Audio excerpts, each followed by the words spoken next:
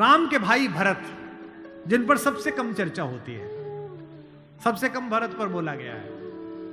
लक्ष्मण उनके साथ 24 घंटे रहते हैं। शत्रुघ्न पर तो कम ही बोला गया है, भरत पर सबसे कम बोला गया है। एक ऐसा भाई, सरस्वती ने देवताओं के कहने पर मंथरा की बुद्धि फेर दी। सरस्वती ने देवताओं के कहने पर कैकेयी की बुद्धि फेर दी। लेकिन जब भरत ने कहा कि मैं भैया को वापस लेने जा रहा हूं, तो देवताओं में खलबली मच गई। बोले यार अभी तो गया है ये, और इसको लेने ही चल दिया।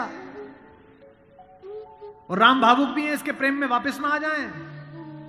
तो देवताओं ने सरस्वती को कहा कि तुम जरा बात कर दो। तो क्या कहती है सरस्वती? देवताओं से कहती है कि 1000 आंखें होने के बाद भी जिसको सुमेरु ना दिखता हो, तुम मूर्ख हो क्या? मोसो कहत भरत मति फेरी, मुझसे कहते हो भरत की मति फेर दूं? दुनिया में किसी की भी बुद्धि भ्रष्ट कर सकती हूं, भरत की बुद्धि भ्रष्ट नहीं होती मेरे करने से।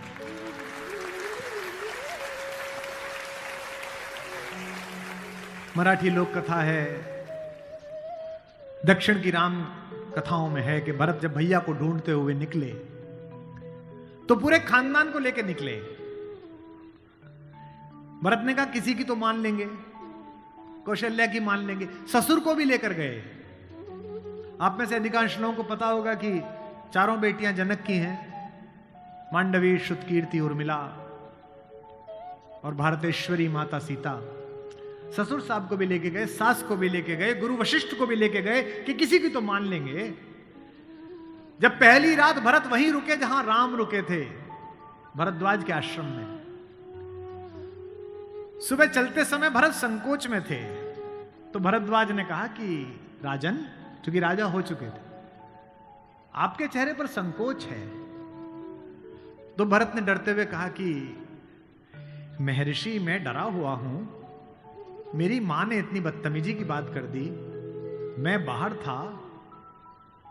भरत को नहीं बताया गया था कि पिता दिवंगत हो गए, पता है आपको ये बात थी?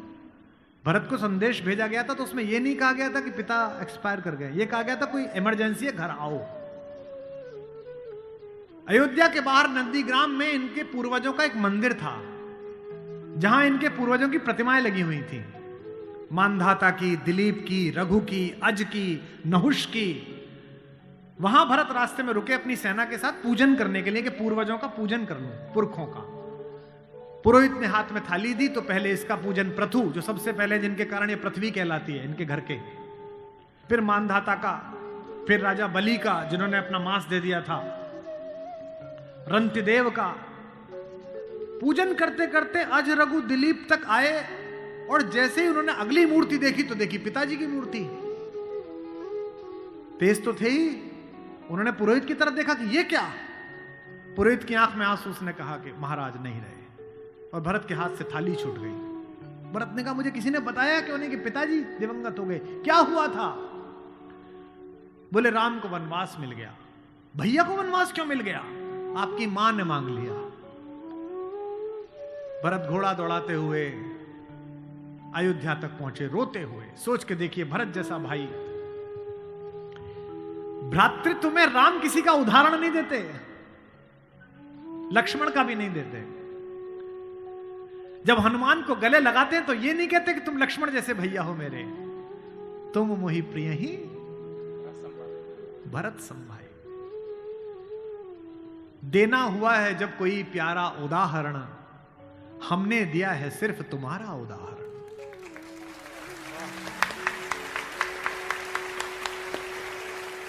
तो भरद्वाज से भरत ने पूछा कि भैया मुझे माफ तो कर देंगे ना? मैंने इतनी बड़ी गलती की, एक ऐसी गलती जो भरत ने की नहीं, उसके पश्चाताप में है भरत। मां ने इतनी गलती की, मुझे माफ तो कर देंगे? भरद्वाज ने कहा हे राजन, मुझे पता नहीं कि तुम्हारे बड़े भाई तुम्हें कितना प्रेम करते हैं या नहीं, लेकिन जब वो यहां से जा रहे थे और सुबह के समय उन्होंने गंगा पार करने के लिए पुरोहित को बुलाकर स्वस्ति वाचन का मंत्र किया, तो बड़े खुश थे, प्रसन्न थे कि मैं वनवास पे जा रहा हूं, चेहरे पे मुस्कुराहट थी। लेकिन पुरोहित ने हाथ में जल दिया और जैसे ही पुरोहित के मंत्रों के बीच में निकला कि जम्बूद्वीपे भरत खंडे, और जैसे ही भरत सुना, राम के हाथ से जल गिर गया और वो जमीन पर गिर पड़े और हाय भरत चिल्लाने लगे। इतना प्रेम तुम्हें राम करते हैं।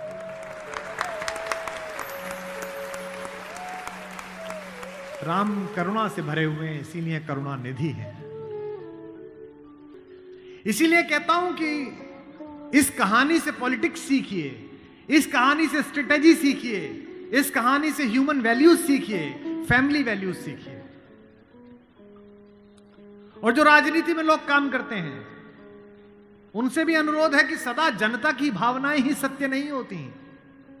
इस देश का पहला लोकतंत्र का मानक गढ़ा राम ने, जिसने कहा कि जनता ही सदैव सत्य नहीं है, नीति सत्य है। मैं इसको सिद्ध करके बताऊंगा अब आपको। जब राम जंगल गए तो सब दुखी थे, सब परेशान थे, हर आदमी उन्हें लौटाना चाहता था। अगर राम उसी दिन लौट आते तो सब खुश हो जाते। लेकिन राम ने जनमत का सम्मान नहीं किया, नीति का सम्मान किया। जब पहली बार चित्रकूट पहुंचे तो वन देवी उनका स्वागत करने के लिए आई।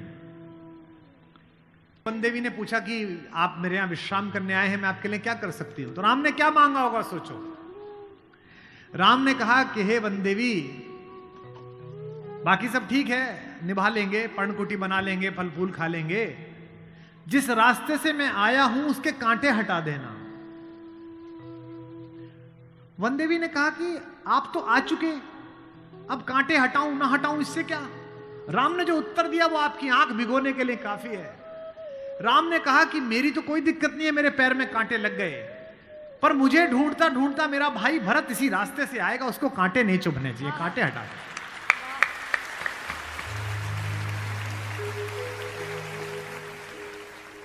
तो वन देवी को जिज्ञासा हुई। वन देवी ने कहा कि यथाज्ञा पयति महाराज, हे महाराज आपने जो आज्ञा दी मैं कर दूंगी। एक छोटी सी मेरी जिज्ञासा है, क्या अयोध्या का राजा, अयोध्या की चतुरंगिणी सेनाओं का सेनापति, दशरथ का पुत्र, राम का छोटा भाई भरत इतना नाजुक है कि रास्ते में चलेगा तो उसके कांटे चुभ जाएंगे? राम ने कहा नहीं, वो तो वज्र के समान है, उसकी छाती से टूटकर तो इंद्र का वज्र टूट जाता है, ये कांटे उसे परेशान नहीं करेंगे। वन देवी ने कहा फिर क्यों हटा दूं? बोले परेशानी ये है कि जब उस रास्ते पर आएगा अगर एक कांटा भी चुभा तो उसका दिल ये सोचकर टूट जाएगा कि मेरे कारण मेरे भैया को इन कांटों को झेलना पड़ा है।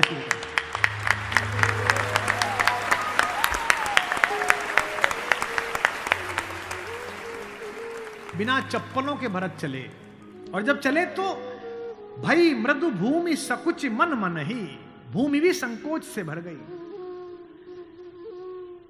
कोमल चरण चलत बिनु पनहि, कोमल चरण चलत बिनु पनहि, भई मृदु भूमि सुकुचि मन मनि। राम को कष्ट हो, ये राम, इसका मतलब क्या है? इसका मतलब ये है कि भगवान स्वयं कष्ट सह सकते हैं, पर जो उन्हें प्रेम करता है वो कष्ट सहे ये उन्हें स्वीकार नहीं।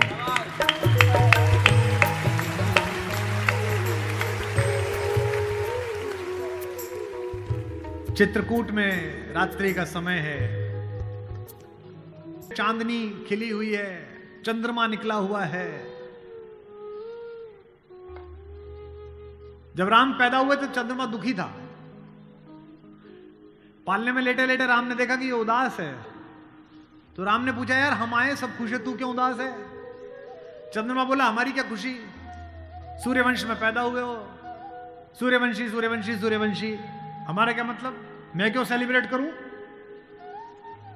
राम ने कहा नाराज मत हो, मैं तुझे वरदान देता हूं कि मेरा नाम जब भी कोई लेगा तेरे नाम के साथ लेगा, आज से मैं रामचंद्र कहा जाऊंगा। तब से वो चंद्रमा खुश है।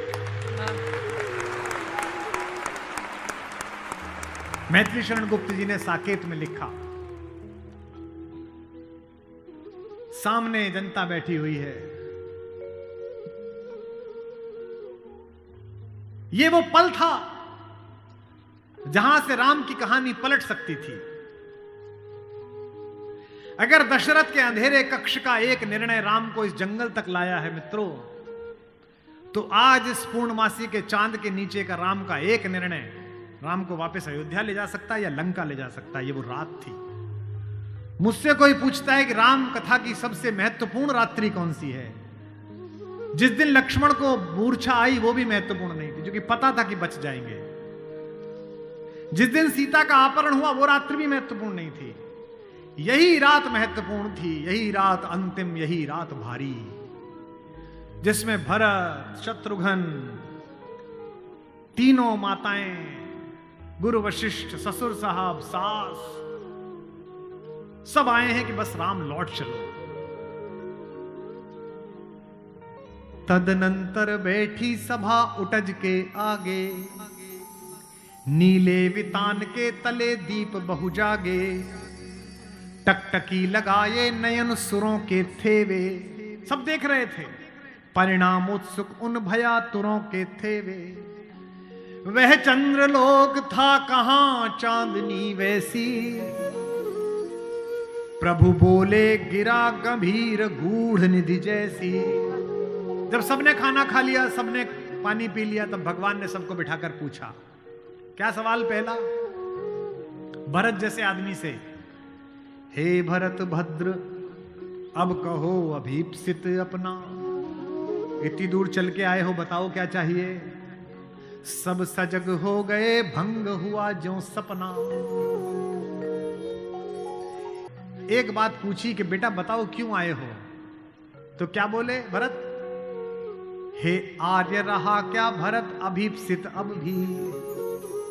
आप मुझसे पूछते हो कि मुझे क्या चाहिए? मुझे तो सब मिल गया भैया। इसी दिन के लिए तो मेरा जन्म हुआ था, पिताजी मर गए मेरे कारण, आप जंगल में बैठे हो मेरे कारण, सोने के आभूषण पहनने वाली मेरी भाभी एक वलकल पहने हुए मेरे कारण, जिसके सर पर अयोध्या का राजमुकुट होना चाहिए था उसके सिर पर जटाजूट है मेरे कारण।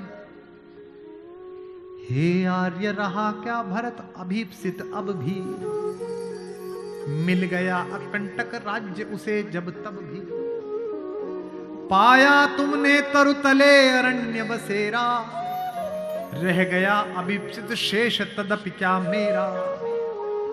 और मैं इसलिए भरत पर फिदा हूं कि भरत इतिहास का अकेला पात्र है जिसकी गलती नहीं है फिर भी प्रायश्चित कर रहा है।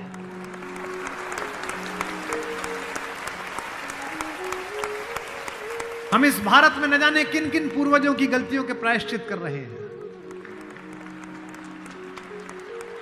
हम अपने जीवन में भी अपनी गलतियों के प्रायश्चित कर रहे हैं।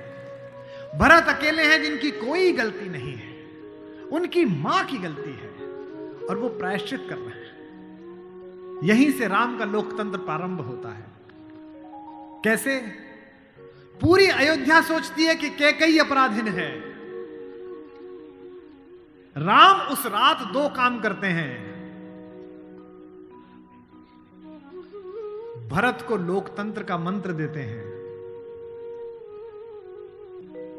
और कैकेयी को स्वीकार करके क्षमा का मंत्र देते हैं।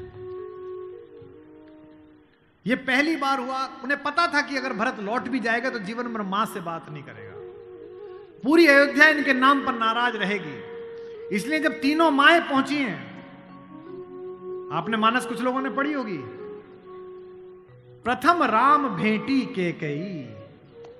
राम ऐसे थोड़ी है कि हायरार्की नहीं जानते हो कि पहले अपनी बड़ी मां का प्रणाम करें, फिर सुमित्रा का प्रणाम करें, फिर कैकेयी का प्रणाम करें। उनको पता था कि कैकेयी के बारे में लोगों के मन में अच्छी धारणा नहीं है। अगर देश के प्रधानमंत्री, आपके प्रदेश की मुख्यमंत्री किसी ऐसे व्यक्ति को मिल लें जिसके बारे में आपकी अच्छी धारणा न बन रही हो, तो आपकी धारणा बदलती है कि प्रधानमंत्री मिले थे, मुख्यमंत्री मिली थी, इसका मतलब अच्छा है। अगर ऐसे व्यक्ति की प्रशंसा कर दें, वो तो राम है, उनको पता है कि कैकेयी की मनोदशा कैसी है। और कैकेयी खुद कहती भी है, कहती है बेटे मुझसे जो अपराध हुआ है वो किसी से नहीं हुआ है। कहते आते थे अभी सभी नरदेही, माता न कुमाता पुत्र को पुत्र भले ही, पर हाय आज यह सुने विरुद्ध विधाता, है पुत्र पुत्र ही बनी कुमाता माता। क्या कहती हैं? युग युग तक चलती रहे कठोर कहानी, थी रघुकुल में भी एक अभागिन रानी, थूके मुझ पर त्रैलोक्य भले ही थूके, जो कोई कह सके कहे क्यों चूके। लेकिन एक बात मांगती हूं राम तेरे दरबार में, छीने न भरत का किंतु मातृपद मुझसे, रे राम दुहाई करूं और क्या तुझसे।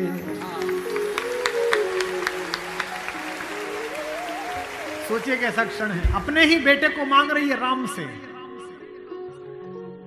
कैकेयी अपने बेटे के लिए कह रही है कि राम तू सबको सब देता है बेटा, मुझे सिर्फ इतना दे दे, मुझे रानी मत रहने दे, जंगल में रख ले, भरत की मां बनी रहूं बस। इसी के लिए तो सब किया था। राम ने क्या कहा? हे अम्ब, ओ मेरी मां, हे अम्ब तुम्हारा राम जानता है सब, इस कारण वह कुछ खेद मानता है कब। फिर राम को याद दिलाया। कैकेयी ने कहा बेटा तुझे याद है तू आधी रात उठ के भाग जाता था मेरा सपना देख के। कौशल्या से कहता कि मां मैंने छोटी मां का सपना देखा है, मुझे छोटी मां के पास छोड़ के आओ। और तुझे गोदी में लेके कौशल्या मेरा दरवाजा खटखटाती थी, अरे ओ कोयल, ये तेरा कोयल का बच्चा जाग गया, रो रहा है तेरे लिए। होने पर बहुधा अर्धरात्रि अंधेरी, होने पर बहुधा अर्धरात्रि अंधेरी, जी जी आकर करती पुकार थी मेरी, लो कुहुकुनी, ओ कोयल, लो कुहुकुनी तेरा कुहुक राम यह जागा, लो कुहुकुनी अपना कुहुक राम यह जागा, निज मंझली मां का स्वप्न देख उठ भागा। होने पर बहुधा अर्धरात्रि अंधेरी,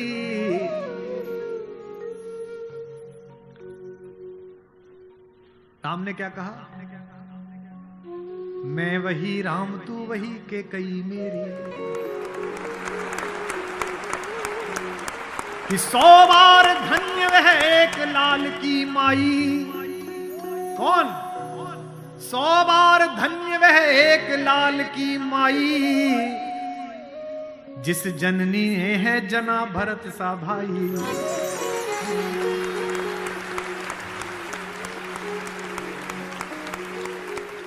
पागल सी प्रभु के साथ सभा चिल्लाई, 100 बार धन्य वह एक लाल की माई, 100 बार धन्य वह एक लाल की माई, 100 बार धन्य। कौशल्या से लेकर जनक तक सबका बहुमत राम को लौटाने का था, लेकिन राम नीति के साथ रहे, जनमत की उपेक्षा नहीं है। भरत जैसा भाई पाना, लक्ष्मण जैसा भाई पाना, कैसे कैसे चरित्र हैं भाई। एक भरत की पत्नी है मांडवी, उनका जिक्र नहीं होता। एक हमारी मां और है उर्मिला, उसका जिक्र नहीं होता। मेरे राघवेंद्र मुझ पर कृपा करें कि मैं इन सब पात्रों पर 2-2, 3-3 कभी कभी बोलूं कहीं कहीं, सुयोग बनाए। समस्या बस एक ही है कि धर्म जो है वो आडंबर में लिपेट दिया गया है। अपने अपने राम कम होते हैं। मेरा बड़ा मन होता है कि कवि सम्मेलन कम करूं, अपने अपने राम ज्यादा करूं, कम हो पाते हैं। उर्मिला का कलेजा देखिए, मांडवी का कलेजा देखिए। जिस दिन लौटने के बाद भरत ने राज्य संभाल लिया, भाई की पादुकाएं रखकर सिंहासन पर, कौशल्या जाग रही थी। उन्होंने देखा कि ऊपर कोई घूम रहा है, कोई छाया घूम रही है महल में, अंतःपुर में। तो वो ऊपर गई तो देखा मांडवी घूम रही थी, भरत की पत्नी। तो कौशल्या ने पूछा कि बेटा तू सोई नहीं? उसने कहा हां मां, मैं अभी जाग रही हूं। भरत सो गया होगा बेटा, तो उसके कक्ष में चली जा। तो कौशल्य से मांडवी ने कहा कि मां वो तो है ही नहीं यहां, कहां गया? बोले उन्होंने कहा कि भैया जब तक जमीन पे सोएंगे, भैया जब तक जंगल में रहेंगे, मैं महल में नहीं रहूंगा। वो अयोध्या के बाहर जो नंदीग्राम दिखता है ना, वहां दूर, वहां उन्होंने कुटिया बना ली है, प्राइम मिनिस्टर ऑफिस वहीं बना लिया, वहीं फाइल मंगाते हैं। तुझे नहीं ले गया? संकोच में पड़ी हुई मांडवी ने कहा, मां मैंने तो कहा था आप जंगल में अकेले कैसे रहेंगे कुटिया में, मैं सेवा कर दूंगी, ले चलो। उन्होंने कहा नहीं, भाभी राम भैया के साथ चली गई हैं, तीनों माओं को देखने के लिए कोई नहीं है, तुम यहीं रहो, उनकी जिम्मेदारी हम पर है। कौशल्या ने कहा कि बेटा सो जा। बोले मां वो उनकी कुटिया दिख रही है, उसमें अभी दीपक जला हुआ है, यानी कि वो अभी काम कर रहे हैं। एक बार वो दीपक मंगल हो जाए, अंधकार हो जाए, तो मैं भी जाकर सो जाऊंगी। ऐसी मांगी।